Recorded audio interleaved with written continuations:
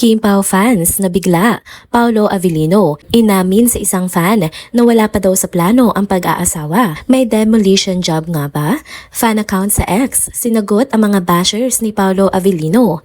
Kim Pao is back. Kim Chu, naspatan sa gym. Si Paolo ba ang gym buddy? Showtime comeback ni Kim. Ginawang celebration ng mga Kim Pao fans. Tara, kwentuhan muli tayo.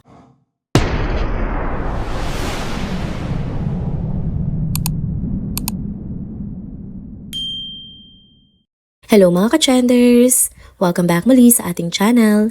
Kung bago pa lamang kayo dito, wag nang kalimutang mag-like, mag-subscribe, at i-hit na rin ang bell notification para lagi kayong updated sa mga balitang trending at napapanahon. Viral ngayon sa social media ang isang post ng fan ni Paolo Avellino kung saan ibinahagi niya ang naging karanasan niya na makita ng personal ang aktor sa ASAP Vancouver show. Ayon sa fan, nagkaroon daw sila ng maikling usapan at doon daw nabanggit ni Paolo Avellino na wala pa siyang balak mag-asawa sa ngayon. Mabilis na kumalat ang post lalo na nga sa mga Kim Pao fans. Marami ang napareact dahil parang nabigla sila sa sinabi ng aktor. Lalo na't sanay na silang makita ang sweetness ni na Paolo at Kim Chu, mapa-on ka man o off-cam. Kaya na lumabas yung kwento, napaisip tuloy ang iba kung may ibig sabihin ba yon sa tunay na relasyon ng dalawa. Pero hindi pa doon natapos ang usapan. Kasunod nga nito, lumabas pang isang post sa Reddit mula sa isang netizen na napanood daw di umano si Paolo Avellino sa ASAP Vancouver concert. Ayon sa kanya, medyo nagulat daw siya dahil hindi niya masyadong nakita ang pogi factor ng aktor ng personal. Kahit nasa LED screen ay gwapo naman daw. Dinagdag pa niya na baka dahil lang yun sa makeup o hairstyle kaya iba ang dating.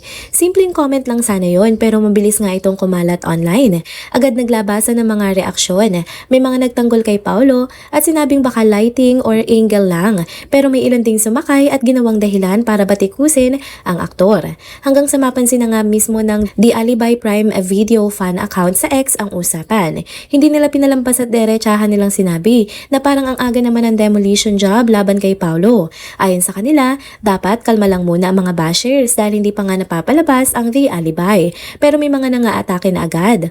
Binanggit pa nila ang ilang pawnatics na umano'y nagsimula ng gulo online. Sabi ng The Alibi account, dahil nga sa mga ganitong kaguluhan, mas nabibigyan lang ng pagkakataon ng mga bashers na siraan si Paolo. Kaya imbis na pag-usapan ng upcoming series niya, napunta tuloy ang atensyon ng publiko sa mga personal na issue. Katulad na lamang na hindi pa niya balak na pag-aasawa hanggang sa itsura niya sa concert. Mas lalo tuloy lumaki ang mga espekulasyon online. May mga nagsasabing baka timing lang ito, lalo't malapit na ang premiere ng The Alibi sa Prime Video ngayong November 7. Para nga sa ilan, posibleng may gustong sirain ang momentum ng palabas. Pero para naman sa iba, normal lang ito sa showbiz. Kapag sikat ka, lahat ng kilos mo napapansin at nagiging usap-usapan. Pero kahit anong issue o intriga pa yan, hindi pa rin matitinag nga ang isang Paolo Avellino. Alam naman natin kung gaano siya ka-professional. Hindi nga pala react, hindi rin pala post. Tahimik lang pero laging solid kapag trabaho na ang usapan. Parang sanay na rin siyang hayaan na lang ang acting at performance niya ang sumagot sa lahat ng bashing online. Kaya imbis na ikasira, mas lalo pang ang sumisikat si Paolo, pati na rin ang The Alibi. Habang papalapit ang premiere, mas dumarami ang curious hindi lang sa mismong serye, kundi pati sa kung ano nga ba talaga ang meron sa pagitan nila ni Kim Chu. At kung tutuusin, sa dami ng mga opinyon, chika at espekulasyon na lumalabas online, isang bagay nga lang ang malinaw. Si Paolo pa rin ang sentro ng usapan. Tahimik man siya ngayon, pero minsan yung pagiging tahimik, yun na mismo ang pinakamatinding statement. Ikaw, anong tingin mo? Normal na chismisan lang ba ito sa social media? O may mas malalim na dahilan pa kung bakit sabay-sabay na naglalabasan ang mga isyong ito bago pa man ang The Alibi premiere? Kaya sa ngayon, mukhang hindi pa talaga tapos ang mga usapang ito. Habang mas lumalalim ang mga intriga, mas lalong nagiging interesting ang lahat. Mula sa mga reaksyon ng fans, hanggang sa mga galaw ni na Kim at Paolo off-cam. Pero at the end of the day, isa lang nga ang sigurado. Kahit ano pang ingay online, tuloy pa rin ang suporta ng mga solid Kim Pao fans at tuloy rin ang kilig at excitement sa The Alibi. Next topic naman tayo mga ka-trenders. Grabe, parang hindi pa rin nakaka-get over ang lahat sa Kim Pao fever. Oo, as in, bumalik na naman sa spotlight kasi ang tambalang Kim Chu at Paolo Avellino at mukhang hindi na talaga matitinag ang kilig na ito.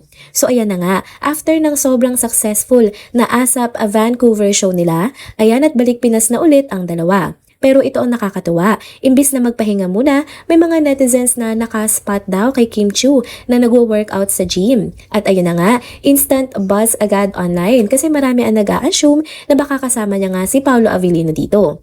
Kahit nga walang malinaw na video o picture silang magkasama, ang dami pa rin kumbinsido na si Paolo nga ang gym body ni Kim dati. Bakit ka mo? Kasi pareho raw yung sapatos, pareho pa ng vibe ng mga nakaraang gym sightings nilang dalawa. Kaya ayun, kilig overload na naman sa Kim Pao fandom.